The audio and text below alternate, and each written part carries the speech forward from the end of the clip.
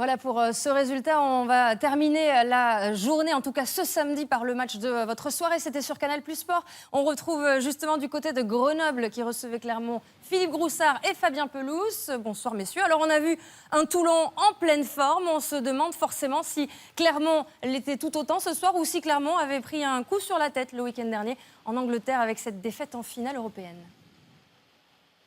Oui, puis on se souvient qu'il y a 2 ans, lors de leur dernière défaite en finale de Coupe d'Europe, les Clermontois avaient eu beaucoup de mal à terminer cette saison. Donc ils avaient envie de se remettre tout de suite dans le bon sens avec une victoire sur la pelouse de Grenoble. Une équipe de Grenoble qui, on le sait, est mal en point. On voit ici la motivation de Jono Gibbs. Des Grenoblois qui vont avoir le ballon en début de match, mais qui vont se retrouver quand même dans leur propre 22 mètres sous la pression des Clermontois. Des Clermontois qui s'approchent de la ligne non-but des Grenoblois avec la percussion de Chouli. Mais le ballon est toujours en faveur de Clermont et les Clermontois vont trouver l'ouverture avec une action conclue par Thomas Domingo. Fabien. Oui, après un arbitrage vidéo, ouais, pour petit en avant peut-être commis par Camille Lopez qui finalement ne se transformera en arrière.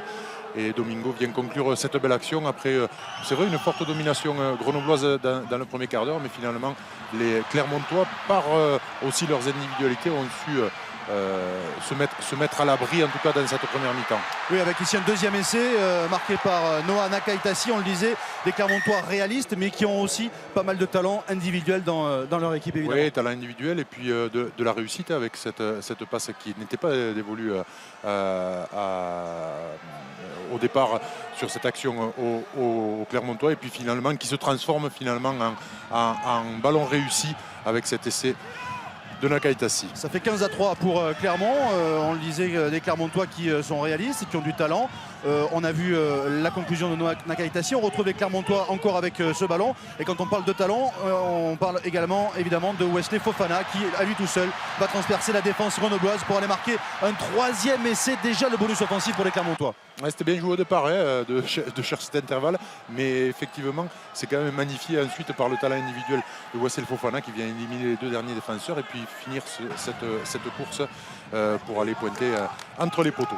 22-3 pour Clermont, 3 essais à 0. Des Grenoblois, on le disait, qui ont souvent le ballon, 60% de possession sur l'ensemble de la première période. Ils ont des occasions, mais quand ils s'approchent de la ligne, les Grenoblois ont du mal à conclure à l'image de cette action. Hendrik Roth, lui, est quasiment mort, demande le changement, mais les Grenoblois sont à 5 mètres de la ligne non-but des Clermontois. Et on va le retrouver, Hendrik Roth, pour terminer cette action, pour le premier essai des Grenoblois, juste avant le retour au vestiaire. Oui, on s'est pris à y croire pour les Grenoblois, juste avant la mi-temps.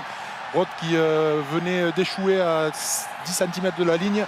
Cette fois-ci, il passe de 10 cm derrière la ligne et ça redonne un petit peu d'espoir aux Grenoblois avant de rentrer au vestiaire. Donc on s'est dit à ce moment-là, ça y est, les Grenoblois se sont remis dans l'axe et ont trouvé justement des solutions dans l'axe pour venir perturber la défense clermontoise. Fabrice Landreau reprend espoir, vous l'avez vu, les Grenoblois n'ont que 12 points de retard à la pause, 22-10 pour Clermont. Les Grenoblois qui repartent sur un faux rythme en début de seconde période avec là un ballon perdu. C'est finalement les Clermontois qui vont oser des choses avec ici une tentative de relance de Nick Amendalen depuis son en-but. Le ballon qui va aller jusqu'à Nakaitasi qui tape à suivre et le ballon qui hésite mais qui finalement va sortir. Il valait mieux pour les Grenoblois.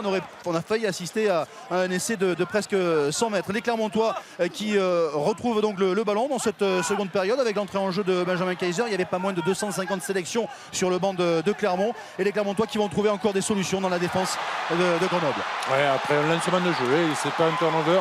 Ils ont maîtrisé cette action de bout en bout en amenant les Grenoblois où ils voulaient pour finalement conclure sur cette percée tranchante d'Aben Danone qui vient lui aussi marquer son essai du soir. On en est à 30-10 pour Clermont qui a retrouvé le point de bonus offensif.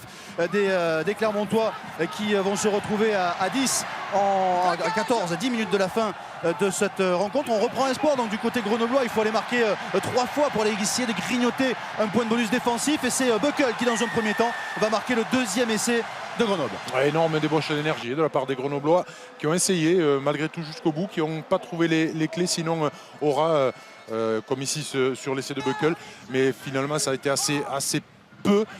Ils sont heurtés constamment à une défense clermontoise qui est montée, qui est allée les presser et qui finalement va réussir à reconquérir ce point de bonus sur cette interception de Fofana. Ouais, Wesley Fofana qui ne commet pas en avant, le ballon est tombé derrière lui. Ça sera donc le nouvel essai pour les Clermontois. Deuxième essai dans ce match pour Wesley Fofana et les Clermontois qui reprennent le point de bonus offensif. 5 essais à 2. Une victoire au final pour Clermont sur la pelouse de Grenoble. 37-17. 37-17 pour Clermont, évidemment.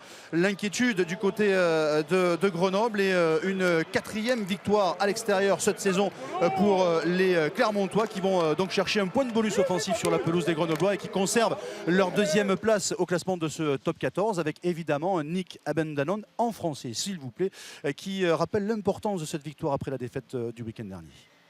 C'est très important pour l'équipe parce que cette semaine, c'est difficile pour l'équipe dans la tête. Et on a besoin de gagner ce soir contre Grenoble pour continuer la saison. Et on reste la deuxième place dans le top 14 et un très dur match la semaine prochaine contre Toulon. Donc, on chance pour get our own back. Deuxième place dans le top 14 donc pour Clermont. En revanche, pour Grenoble, c'est évidemment la soupe à la grimace. Au-delà de la déception de cette quatrième défaite de la saison à domicile, cette quatrième défaite même d'affilée pour les Grenoblois, on a senti de l'inquiétude, notamment chez le capitaine de cette équipe de Grenoble, Fabien Jajan-Bacher, interrogé par Romain Magellan.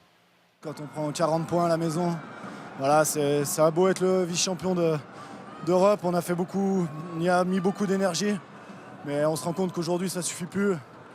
Voilà, il reste 2 matchs pour sauver le club. Moi, ça fait 10 ans que je joue ici et je ne veux pas le revoir en Pro D2. Alors, on a pris un coup sur la tête, mais on va se relever. Enfin, voilà, on va retrousser les manches avec les mecs qui seront là lundi et on va tout faire pour sauver ce club parce qu'il le mérite.